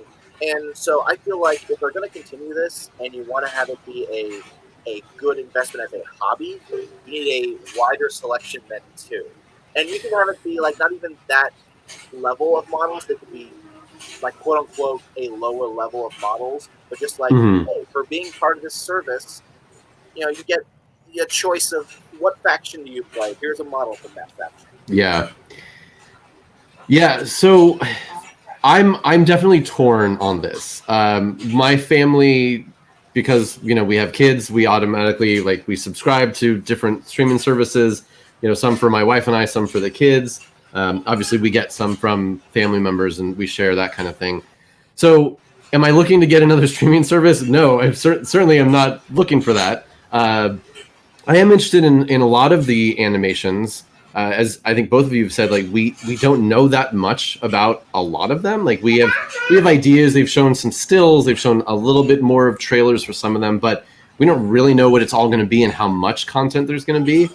I wonder if in the long run, including models in this is a misstep, because now it's get this exclusive model and you get the streaming service with it. I feel. I understand that. Yeah. And Ulric, like you said, and it's a very important point. You're right. You don't get this model until next year after you've had the streaming service for a year. But then what? Then are there going to be new exclusive models every year? Are these going to be the permanent Warhammer Plus models? Well, they're saying new models every year, but that also means that did they say that specifically? I Possibly. I don't know. I guess for some, this is just the beginning. There'll be a new annual model or something. But like we kind of talked about, it's like, and if you don't like this year's annual model, congratulations, there was your big, well, this was a value because, like if next year is, I don't know, Goblin or something, or not, or anything like not a well-played army or not your army, you can turn around and sell it. But I feel like half the big thing is you got this special, cool, unique model. Yeah. You know what the funny thing about this for me is? So Warhammer is a universe that, and a setting that I think lends itself to a streaming service level of content, but it just doesn't exist yet. So yes, I can totally see a situation where a streaming service is totally justified by having tons of, a bunch of animated shows that are currently running and old ones, maybe some live action shows, Pie in the Sky Dream. So, but the fact that those things just don't exist yet, and Games Workshop is still, I think a lot of people overlook this, but when you look at the size of the company, Games Workshop, it's still a pretty small company. It's still, in that one town in Britain. That's one of the reasons why they sell out so much is because they just don't have the capital. Now, we could argue business decisions all day about maybe they should have built up or whatever like that. Not the point. The point is that they're still a relatively small company comparatively, and I just don't know if it's one of those things where I want this to eventually exist, certainly, because of the potential. I just don't know if it's going to be able to stand on its legs yet. Yeah. Yeah, or if they had excuse me, or if they had partnered with an existing streaming service and company and been like, now you'll have your Warhammer hub as part of HBO Max or something, and then just farmed it out. That probably would have been a better idea. Yeah. So, but because my mind immediately goes to how does this grow your existing brand of the models of the game? Because this is not appealing to someone that doesn't know this already. I'm not going to be flipping through my apps going, oh, what's this Warhammer Plus thing if I don't know what Warhammer is? And to me, that's an immediate failure on a streaming part because it's not engaging your core audience. Whereas it's not getting outside your core audience. If it was a subsection of Hulu, then you'd have a bunch of people who already have Hulu being like, hey, what's this thing I'm passing by? Hey, extra $2 a month. Okay, that I can try that out. Yeah. But half of But I feel like Games Workshop right now is really paranoid about partnering with other companies because they've been burned a few times, so they're trying to keep everything a lot more in-house. It's a really damned if you do, damned if you don't situation. Oh, so for sure. this is just a hard. I want to be open to. Here's the thing. All this aside, I want Warhammer Plus to be successful because I want Games Workshop generally to be successful because I want more and better practices and things. But it's just it's a hard line to take. So yeah, and all this hobby stuff. It's like we already have hobby stuff is great, but we have so much hobby stuff already. Lore videos are great. There's so many great lore videos out there already. It's like I don't know that we're looking for more of this stuff. Yeah, this is all stuff that exists in droves from 100, which is great, and I love it. Honestly, is anything they're going to put out going to be better than what Luton has been doing for years? Yeah. That's kind of the thing is, okay, there's so many great lore people out there. What are you, as the official one, going to bring? Are you going to bring in voice actors? Are you going to bring in props? Right. What are you going to add that I'm not getting already? Yeah. And if you try and crack down on all these people, well, then you're definitely going to piss people off because that's the last thing anyone wants is for all the Warhammer shows to get shut down. Unless that's their plan, and they're going to go out and grab all of the YouTubers and just suck them in, and they're going to all appear on this stuff, just like they did with the Star Days. Yeah. I mean, I have heard people tinfoil hatting that, and it's like, well, how unlikely is that really? How invested in this are they? But to be fair, if you think about that for, I think, an extra second, not from a consumer perspective, but from a creative perspective, if you're a creator who's been putting out like Warhammer-related stuff, and then suddenly Games Workshop themselves like, hey, we want to hire you to do essentially what you're already doing, but for us in official capacity, and we'll pay you. Yeah, that's kind of awesome. Yeah, no, it's always good to be paid. If Games Workshop and said, hey, we love your podcast, we'd love to, bring you on full time, I would sign on that dotted line. Sure. Yeah. So, I'd be willing as a consumer to take the hit that like all my favorite lore videos get hidden behind the service if the creators of those lore videos have official role in the Games Workshop. I'm willing to take that sacrifice. So it's interesting. I want it to be an option. I don't want it's you do this or you go away. And that's where they'd have to be very clear. And that's where there's kind of this, a lot of seeing people are mad about the animation ones. Like they feel like Games Workshop said, you either come work with us or you don't get to make anything. Oh, and I'm sure that was the case. There was some sort of cease and desist content in their wording to these people. And that's its own murky thing. I don't feel qualified really to dig into, especially. Sure. Yeah. But I don't understand. I don't understand all of the hate that, and people talk about made memes about this. It's like, we love Astartes. Oh, Games Workshop should hire this guy. Games Workshop hires them. Oh, fuck Games Workshop for taking away. It's like, well, this is what we want. Because this community just loves to complain. It doesn't matter what it is. If Games Workshop's handing out free models, they're complaining that it's not the free model they want that week. Which is exactly why I'm trying to be even-handed here, where it's like, I don't want to be the guy just complaining about Warhammer Plus, because like the fact that it's happening at all is a really interesting experiment, and I kind of want to succeed. I can say, if I were the one in charge, I might have, or if I had a say, I might have said, why didn't you do these other things? Like, but at the end of the day, it's like, nothing about this is not an apocalypse thing. It's not an end times thing. Like, maybe if you're an animation creator, it might feel that way. And if they have this kind of thing, we're not qualified to say that because we didn't get any such letter. Sure. Yeah. So it's hard to say anything about that. But just from a consumer perspective, it seems like Games Workshop has a history of what I'm going to call experimental business practices, and there's like another one. So we'll just see if it works or not. I mean, I don't want people to think that I don't like this. I just kind of make clear like this isn't for me, and odds were it was never really going to be for me because I don't use half this stuff. Sure. Yeah. As far as I'm concerned, the sticking point is always going to be the original content it gets for it, particularly the animation content. So so we know more about that. I can't really say anymore. So the exclusive model thing. yeah, I don't know. I mean, unless they roll it out that it's not so much. I can see them doing something where it's like, okay, these models are not exclusive; they're just early access.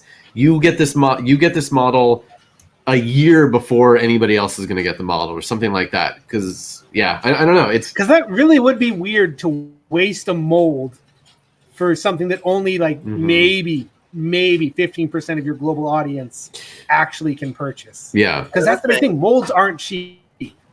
Yeah, another thing, we talked about this a bit earlier, but you're on the apps right now. Now, I admittedly don't use any of those apps, but so I don't not aware of their details on that. But I've heard that they have a cost as well, and so if that gets wrapped into the whole streaming service, then you're also again. It sounds like from a hobby perspective, as Ulric said, you're actually saving a lot of money with this. So it's how you look at perspectives. Yeah. My part of my tinfoil brain sees this as noteworthy. That if you get a subscription to the streaming service, you get the apps for free. And it makes me wonder, So there was lots of controversy when they rolled out the 40K app. And now Sigmar is getting a new app, even though everybody loved the previous one. As John said, there was already a free app that could do everything and more, arguably, that this new 40K one does, and people didn't really like it. I use Battlescribe. So. Yeah, I mean, everybody does. Like, literally every single person uses Battlescribe. So part of me wonders, was Games Workshop seeing really low numbers of people getting the app and using it, and this is a way they can artificially inflate those numbers? Sort of in the way, and I talked about this the other day, like HBO Max comes out, and obviously Warner Brothers, Time Warner, that whole mega corporation, like they want a bunch of people to get the app and be able to say, oh, this is a huge success. Not a lot of people get it, so they go over to the Warner Brothers, the film department, they say, okay, all the movies that are going to come out, we're going to also have them on there. So then a bunch of people are going to get it for that. So it's like all of these manipulations to get higher numbers on different parts of your company. And I wonder about that. If there's some part of this is to boost up the app use, but I don't know, but that's still like only in community stuff. So I don't know. I don't think you're wrong. I think that was a factor, but I also think it's like, okay, what else can we put on this to convince people to buy it? I have a question. Scrambling around. I have a question though. What do we? I'm not saying the three of us represent the community. I'm not that egotistic, but especially the three of us can tell, what does the community want from the future of Games Workshop? I mean, what do we want them as a company to be? What do we want them to do? Because like this expanding to essentially a whole nother area of content and entertainment is a big deal. Is that something the community doesn't want? Because it can be hard for someone to convince me that we don't want that, at least conceptually. So, you know what I mean? Like, it's a weird question, but when you look at how the community is reacting to these kind of things, I feel like it's something that has to be asked. Because, as you said, we're still anti-change in general, and I can imagine them being like, you're a model company, just put out our models. So, like, what do we want from the hobby? What do we want from the universe? Yeah, no, that's a good question. Yeah, and I don't know that anybody would necessarily have really good answers for that. Obviously, we all want more models. We all want our faction to get more stuff, and I don't know. I mean, I love the fact that Games Workshop is seemingly much more open these days to partnering with other licensees, and we're getting Games Workshop themed, toys and apparel and knickknacks and all this other stuff that's out there. Sorry, I'm gonna be getting that System of Battle toy. Definitely. I'm trying to find. I've been hunting for it, but that's the kind of thing that will expand your customer base. As people see that, go, "Oh, this looks cool," and they pick it up. They can see it. This you can't see this. This is not a thing. And Warhammer Plus is a terrible name. I hate the tradition of Plus. Plus does not entice me. Or what would you have called it? I would have dug deep in the lore and found something really kind of that tied back and meant something, because you're marketing this to the fans. This is for the fans of Warhammer. Yeah, that's fair. So naming it something that invoked the fans, I mean, skulls, battle, bolters, something. Yeah, auspex, something. Something that the fans go, I know what that is. Warhammer Plus just feels. I feel like the word Warhammer was important because that's you gotta have sure. That brand right. Yeah, no, the Warhammer's in there. I just don't know what you call a Warhammer streaming service. But plus, there's so many pluses out there, it feels just tacked on. Yeah. And speaking of Games Workshop naming conventions. So 2 weeks ago was the opening of the new big flagship store here right near me that I went to, which is called the Warhammer Store and Cafe Los Angeles, even though it's in Monrovia. A cafe? Sorry, that's cool. Yeah. It should have been called the Warhammer Citadel or the Warhammer or something. Yes. Why does it not have a cool name? Well, there's something that draws like tourists. Like, what the hell is a Warhammer Fortress? I want to go check that out. They got castles in LA? Okay. Yeah. Yeah, something big and, inspiring. So all that being said, I may get this stupid app for the first year or this stupid streaming service. I haven't decided yet. I am optimistic, and after it first comes out, I will probably look into what people are saying about particularly the animations. Yeah. And I'll probably end up buying a month so that I can give it a shot, and then I'll see how it goes at the end of that. That's what I meant. Yeah. And two, so we heard, Games Workshop said we have all these cool animation projects in the works, and now we know they're all going to be funneled into this streaming service. So then part of me is like, okay, well, if we as consumers, if we want more Warhammer animation, this is how we have to support that. Yeah. So capitalist society. And I don't like that. Yeah, I'm not saying that's a good thing, but I do sort of feel that way. I mean, I've been seeing that in Grimdank too. The meme of like, oh, I want more animation. Here's more animations, but it's hidden behind this thing. Well, then I'm going to go pirate it. We don't make any money on it. We're not going to make any more. Yeah, that's the always the question when it comes to stuff that you can get in other ways. Yeah. Okay. Now I will admit I have pirated before, but always for things that I was like, I'm going to get this when I can. Example. Sure. I pirated Steven Universe, but I also bought it on DVD as soon as I could get my hands on it. So. Yeah. I get annoyed by this kind of stuff that's like so amorphous. For fans of your Warhammer Plus subscription is going to make you feel like a champion at each one you attend. You'll get a Warhammer Plus experience, including perks such as VIP badges, priority access, and free merch. What does that mean? That one sounds the most shady to me.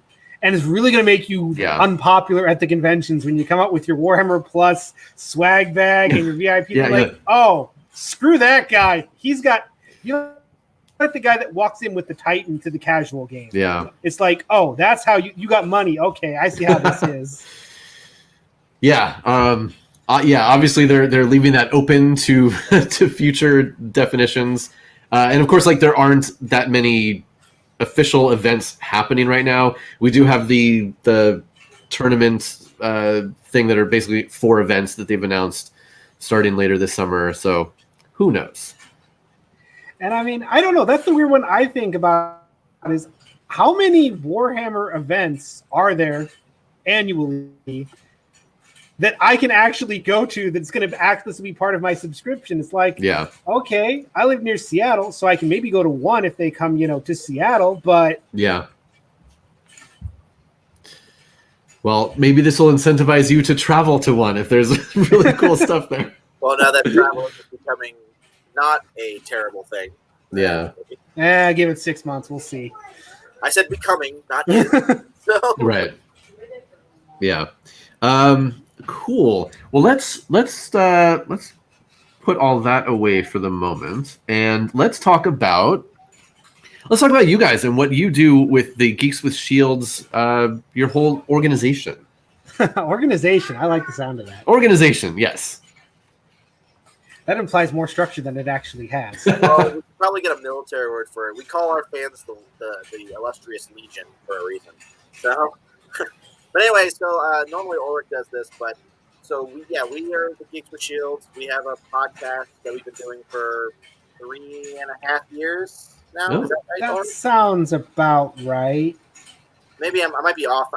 It's always I weird. think 3.5. That sounds right. Yeah, 3.5. Okay. All right. So we talk about all things, geeky, and in our regular Geeks with Shields podcast, we talk about basically anything we want to talk about. I mean, our very first episode was about the Punisher and the Last Jedi. So it was like right when the Last Jedi came, or soon after Okay. the Last Jedi came out, or something like that. Then we started doing more Warhammer-y stuff. We actually have a completely separate podcast called Geeks of Grimdark, which you yourself were on, talking about Emperor Children, where we bring on guests in the Warhammer community to talk about Warhammer-related things. We have another side show called Geeks Who Haunt, where Slagathor, that's Ulric's wife, brings on guests to talk about a bunch of things that are horror and geeky. Awesome. We got a Patreon where if you're a Patreon subscriber, you get things like we do the Horus Heresy Book Club. We've read through the first 5 Horus Heresy books, and we're going to read probably more, but we're also probably going to read some 40K books. Who knows? We do things like Echo Logs. We just recently watched all of season 1 of Megas XLR. And nice. We did an Echo Log on each episode talking about it because no one on the internet talks about that show, which makes us sad. So great show. Absolutely. Yeah, and we're available on like a lot of the big streaming services or platforms, not streaming, but big podcast platforms like iHeartRadio and Pocket Cast, and I actually don't have the list in front of me. So and any other important things I missed, Ulric? Now that pretty much covers the Empire as it currently exists. Okay. How did this begin? Actually, I want to real quick. So Ulric is my shield brother. We're not blood brothers. We met when we were 15-ish. I know because it's when I was.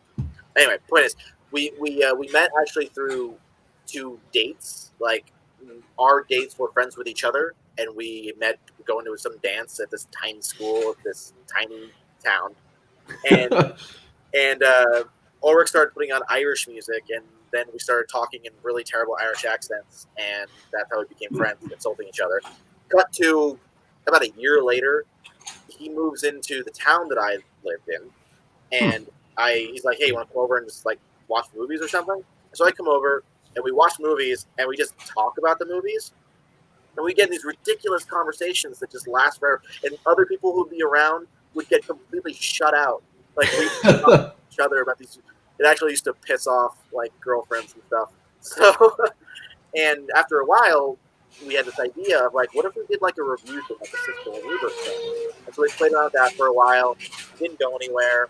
And then time came to go to college, right? And I moved out of town entirely. We interact, email for a while, and then finally, about 4 years ago, ish, he messages me.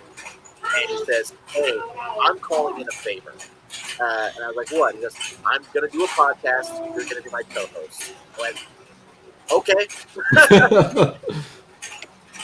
All that build-up was just like, that's what made the idea. And then it was literally just one day, Ulric decided, "I'm going to do it, and you're going to do it with me, and you don't have a choice." So, okay. So, that's awesome. That's so great. Because, I think a lot of geeks with their friends, like, I mean, they'll talk about movies or games or something. They're like, "Oh, we should turn this into something." And then for most people, it never turns into anything. But you guys actually turn it into something. That's awesome. That's great. Well, Axe and I have conflicting enough personalities that I thought, like, okay, this will actually be good because it's not just 2 guys agreeing, going, "Yeah, you're right." It's actual. There's arguments and there's interplay and there's disagreements. So I feel like it makes it more interesting. I do feel like we've smoothed out a lot of that though, because in the first year, my buddy Wretched would listen to our episodes, and we'd get into these arguments, and I was accused, I know, of using debate tactics to, without meaning to. I wasn't doing it on purpose, but my buddy Wretched was like, "Yeah, or we'll just say something off the cuff, and then we'll just like crush him with some debate tactics." And so I feel like we've gotten away from that, and we're a lot more like, just talk about us having conflicting personalities, and we do, but I feel like we're a lot smoother now. We actually, I think, have a lot of agreements more than we have disagreements. That first season was wild. Like, we have changed and cut away so much because it really was kind of like, all right, we're gonna fight for an hour a lot of the time, and it's like, all right, I don't know if anyone's enjoying this. Let's tweak some things.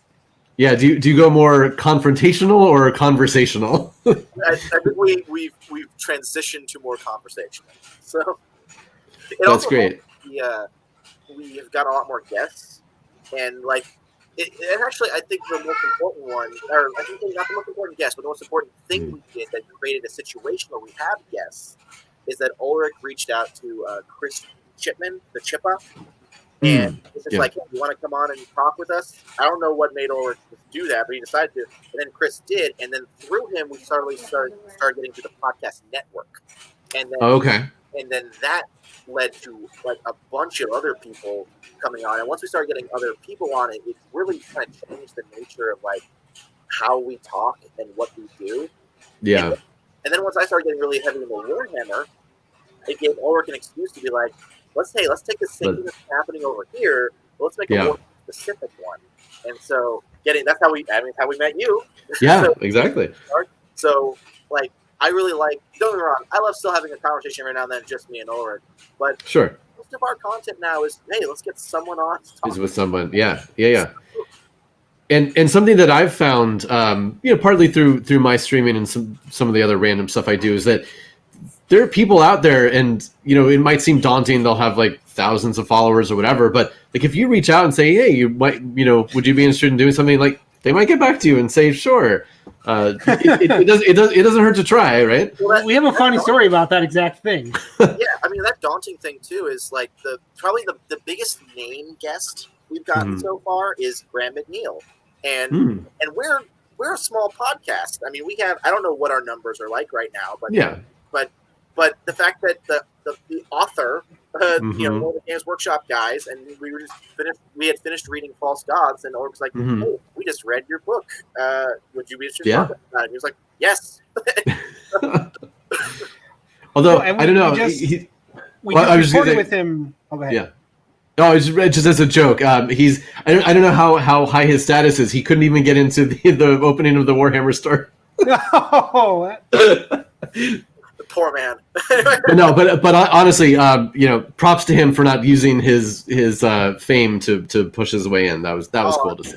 That was one thing I really liked about meeting him and over call, is that he's a really chill guy, really down to earth. So that's awesome. Yeah, no, we talked to him about how easy he was to reach out, and he's like, why wouldn't I be? I'm just a guy. I want to have a conversation with people. I just wrote, and there's totally just, he wants to have a conversation, and it's really kind of cool. It's like, we're sitting here talking with this big author in our circle, and he's just like, okay, cool, guys. You want to talk about Space Marines?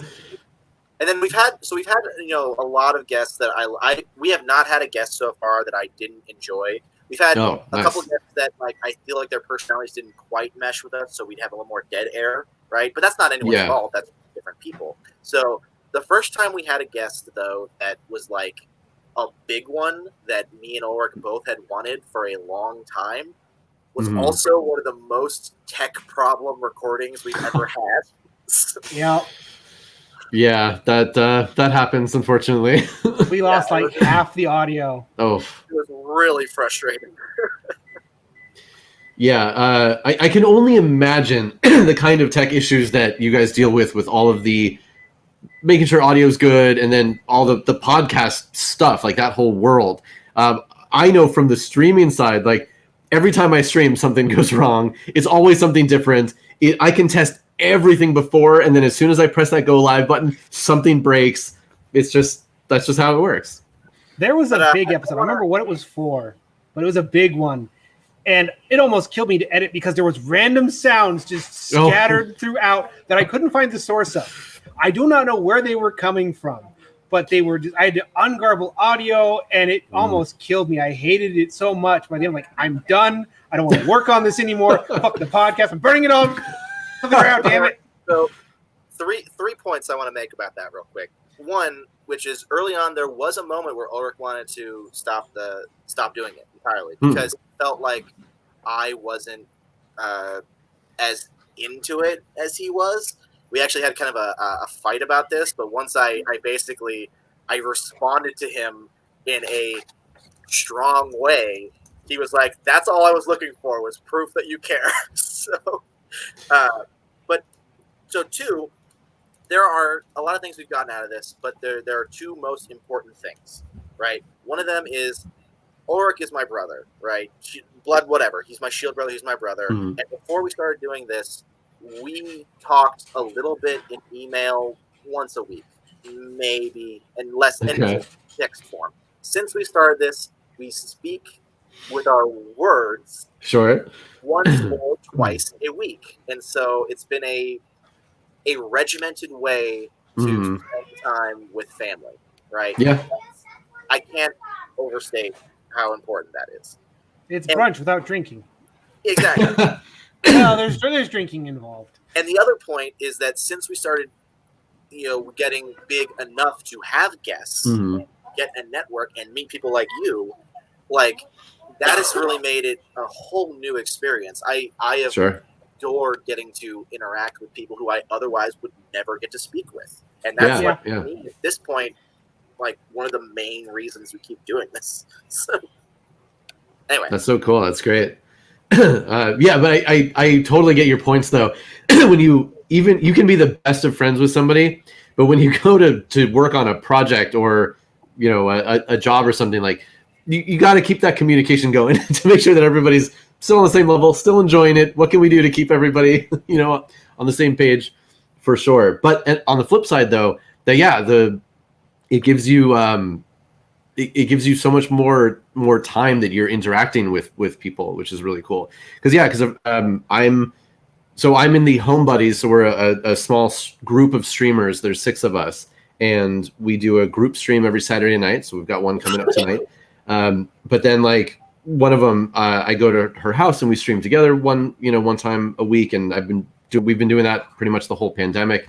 And it's made us much closer friends than even we were beforehand. It's been awesome. Yeah. See, I thought about asking the same question you asked back to you, but like we're on your stream. Anyone listening to you has probably heard that story. So, that's true. Yeah. But yes, if you be a guest with us again, then you can tell the story of how you got started. Absolutely. Yeah. Cool. So, what are? See you, Couch. So what's the next big thing that you have coming out, or anything you want to talk about? I don't know what we're allowed to talk about, or what I'm allowed to talk about. So, or sure. And again, our next big thing that we can actually promote is we just finished recording a big interview with Graham McNeil for Fulgrim. We got a whole bunch of questions. We got to talk to him about that. We got some really great insights into writing, his writing process, the book. That's the next biggest thing I can, promote with confidence, because the schedule, it's kind of new. That's the next big thing I know we have. Yeah. Okay. That sounds awesome. I am very interested in that.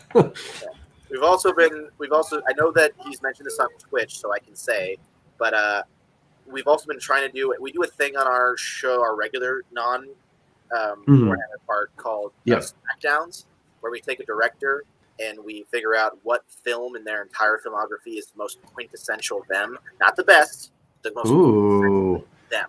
We started interesting. We started off with Steven Spielberg. We've done Kevin Smith. We've done James Wan. We've done James Wan. I feel like we're working our way through Michael Bay with our patrons. That's only because our Patreon numbers got high enough where we call it Road to Bayham, where we got to watch every Michael Bay movie. And wow! It's a lot harder than we thought it was going to be. I got so drunk watching Bad Boys 2. That movie was so bad. These movies, they take a lot out of us, so it is something we do with our patrons occasionally. It's like, all right, guys, we're going to watch another Bay movie. Let's power through this as a group. I bring it up because one project we're currently doing and having had some issues is we're doing a Marvel Smackdown. I know, chase the algorithm, whatever, but we're going through the entire Infinity Saga, figuring out what the films from each phase are. We've recorded 1, 2, and the first half of 3. We started recording the second half of 3 because I mentioned Chris the Chippa. He's guesting on all of those. He guests on all nice. the Smackdowns because that's the thing we do with him. But the last recording, we got like 40 minutes in and realized that the recording had stopped and it wasn't recording yet, and we lost it entirely. And it was Yeah, I'm worst. still, because it was a really great. We were really hammering through like some tough Sure. movie choices, had some great conversation, and went, wait a second, Yeah, something's wrong here. As a light spoiler, we were debating the qualities of Civil War versus Black Panther. That was the conversation that was happening, and it was interesting. And it was wow. Died.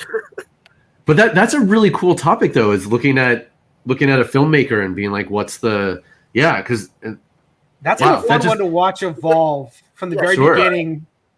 Sorry. Yeah, that's like, because the Spielberg one is so weird, because the Spielberg one, we just threw them all up on a list and we argued about all of them. Yeah. And we still have like this big, Chris and I have this big ongoing feud of, did we cut Jurassic Park too soon, or should we have let it go further? And now we're like, okay, now we're going to do this tiered wise, and we're going to, kind of figure out, okay, who should go against who, and like, what actually what qualities are we looking for? What defines this director? And it's really evolved as this cool system, which is kind of fun to watch from the beginning to where we are now, doing with the Marvel movies, which is, we had to totally redo the system because we aren't the directors. Doing this big cinematic universe. Like, okay, well, what defines this? To give an example, like I'm not gonna spoil the Steven Spielberg one because it's the first one we did, and I don't want to tell you which movie ended up winning. And I won't do the James Bond one for similar reasons. I'm gonna spoil the Kevin Smith one right now because it's illustrative of what we're talking about. For Kevin Smith, I think his best movie is Dogma, easily. Okay. And we got to a point where we were comparing, I think, Clerks 2 to Dogma, like at the end, and Chris put out this entire argument where he was like, it's not about what is their best output, it's about what is most indicative of who they are, good and bad. And Clerks 2 ended up winning because it is, for its ups and downs, for its breadth, representative of who. The idea is like, if I'm going to take one movie from this director and show someone who's never even heard of them, and I want to convey who this director is, what that means. So, no, because that just gets me thinking like James Cameron, like what would you, how would you get to that one? And he's on the list to get to eventually. Sure. Oh, I'm sure. Yeah. No, the only rule we have in place now after Michael Bay is no more directors with lots of bad movies. They take too long to get through. Because Michael Bay has some good movies. I like The Rock. I didn't hate Armageddon, but Bad Boys 2 made me want to die. Yeah. Wow. That's so cool. Yeah. I just like, my mind just keeps thinking of other things for that. That's really neat. Well, cool. That everybody should check that out. And best places to go to find you. So we've got some links in the chat. I'll post that.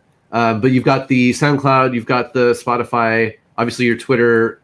They can get other links and stuff there. Ulric mostly runs the Twitter. I have a Twitter so that I could keep him from speaking for me. the royal, it's not the royal we all the time. Yeah, exactly.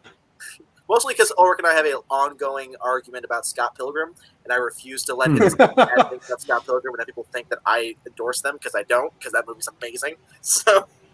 Ooh, okay. So, so now I understand what the what the argument is there. Scott Pilgrim is one of those interesting things for me. I never read a single page of the comic. Never read it. Seen the movie. I own the game. I own the movie.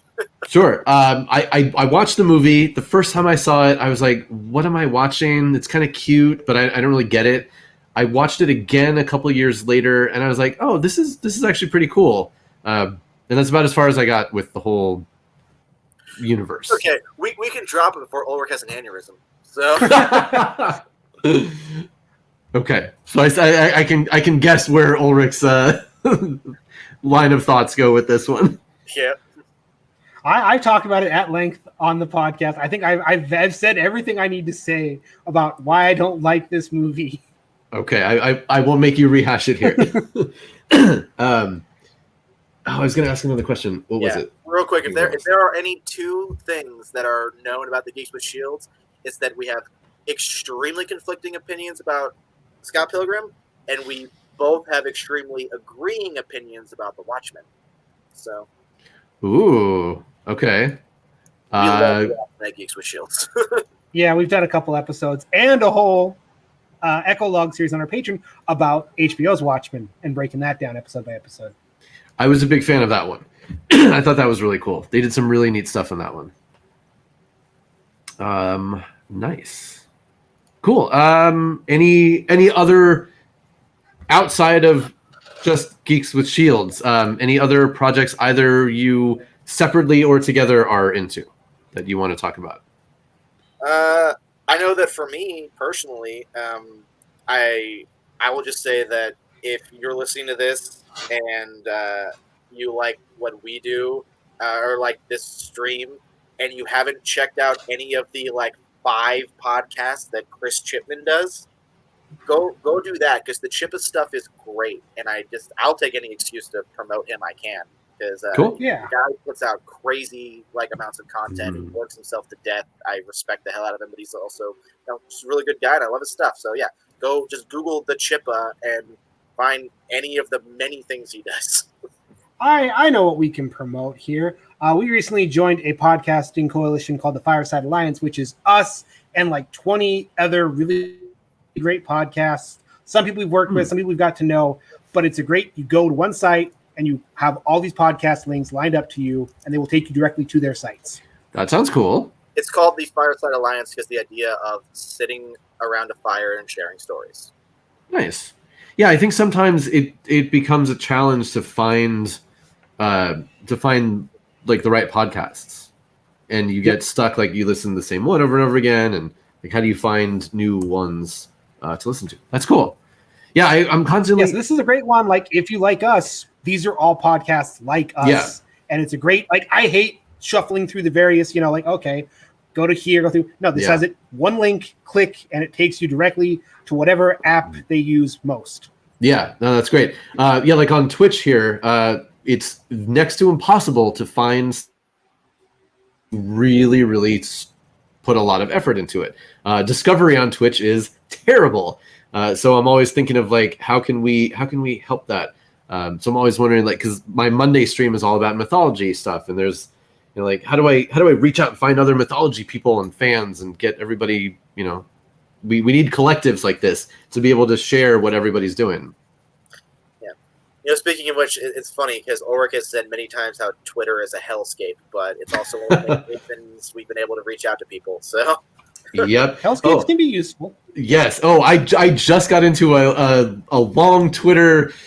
This guy wanted to make it an argument, but I was the better man, and I kept it calm. But yeah, on Twitter just the other day, and I was like, I decided at the beginning of the conversation, I was like, you know what? I'm gonna kill him with kindness. I'm gonna just respond respectfully to every single thing he says, and yeah. And by the end of the thing, like, it was cordial, and it was like, you know what? Everybody has a bad internet day. Who knows what this guy's doing? But it got to the point where he said, because I posed a question on Twitter, and then I said, to me, it was about a term, the term actual play.